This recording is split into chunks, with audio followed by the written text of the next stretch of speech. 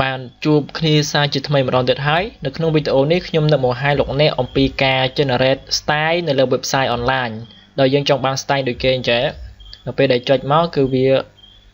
list មកនៅពេលយើង over វាទៅវាចេញពណ៌ក្រហមនៅពេលយើងមក over វាចេញពណ៌ក្រហមដែរ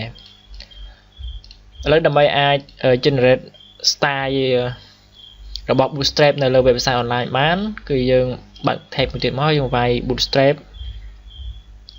3 សញ្ញាដកមេនុយហើយចុច codeorigin.com មកបន្តមក enter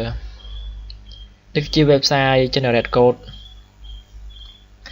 ជំហានបន្ទាប់គឺយើងនៅពេលដែលយើងដូរ style នៅទីនេះយើងមើលលើនេះគឺជា result style ដែលបង្ហាញមកសម្រាប់យើងពេលយើងដូរទៅតើវាដូរកន្លែងណាឥឡូវចាប់ផ្ដើមទាំងអស់គ្នាដោយនេះយើងដាក់ background នេះ background មកវានេះកន្លែងនៅ background យើងដាក់ background ដាក់ 1f 4398 អូខេចេញពណ៌ហ្នឹងហើយបន្ទាប់មកទៀតនៅត្រង់ link over អូខេ link over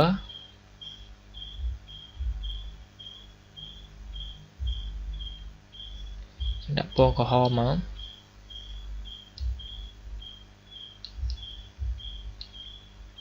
នេះនៅពេល link over អូខេ link over ពណ៌ហ្នឹង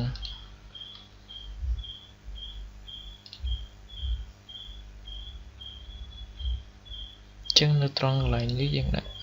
ពណ៌ក្រហមដែរមក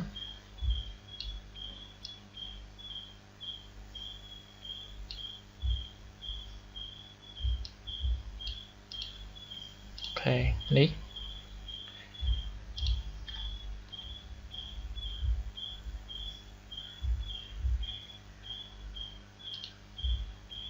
ក្រហមឥឡូវនៅពេលដែល active កន្លែង active នេះក៏ពណ៌ក្រហមដែរ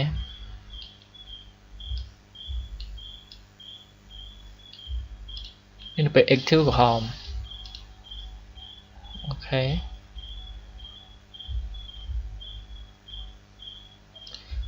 ចឹងកន្លែងអក្សរយើងដាក់ពណ៌សទាំងអស់ទៅពណ៌ស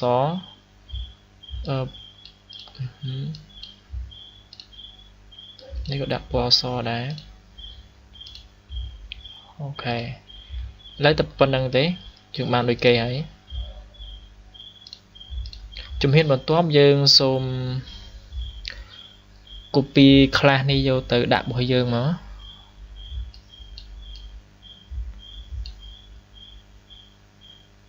សូម copy class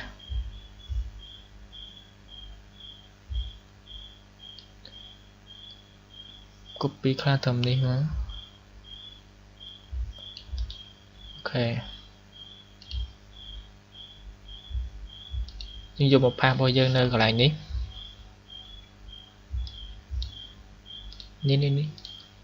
មកផាសទៅនឹងមកប៉ុន្តែអានេះខ្ញុំសូមលុបសិននៅកន្លែង now bar fix top នេះមានន័យថាយើងដាក់មេនុយរបស់យើងនៅមួយកន្លែងមកនៅពេលដែល scroll មកវាអត់មានបាត់ទេ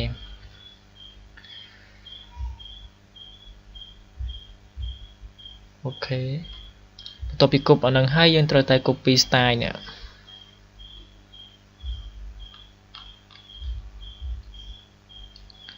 copy style ហ្នឹងមកហើយយើងបង្កើតវានៅក្នុង folder CSS ដោយ right click មកយើង new control V មកបន្ទាប់មកខ្ញុំ save វាខ្ញុំដាក់ my bootstrap .min.css បាទឥឡូវបានហើយ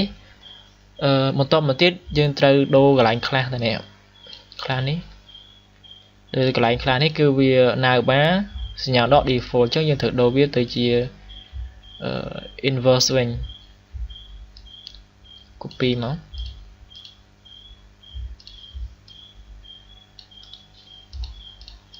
អូខេ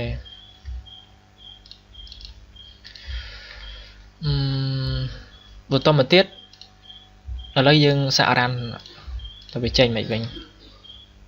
ឥ ឥឡូវវាដូរហើយដូរដោយសារតែយើងនឹងបានហៅខ្លះnavbar info ចឹង navbar info វាចេញពណ៌ហ្នឹងឥឡូវយើងត្រូវ link style វាមកទៀតដើម្បីឲ្យវា link style ដែលយើងបានបង្កើតថ្មីរបស់យើង set css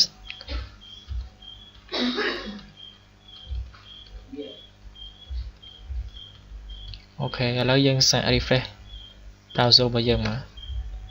ឥឡូវវាចេញចេះឃើញទេ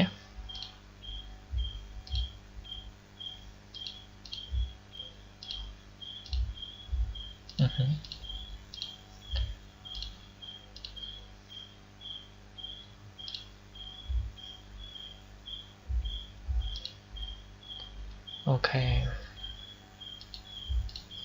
បន្ទាប់ពីនឹងទៀតអូខេឥឡូវយើងចាំតែង style នៅវីដេអូបន្ទាប់ទៀតទៅយើងនឹងនេះកែ style កន្លែងនេះបន្ទាប់មកយើងធ្វើដូចគេចេះឲ្យវា load មកចំរីកដាលបន្តិចមក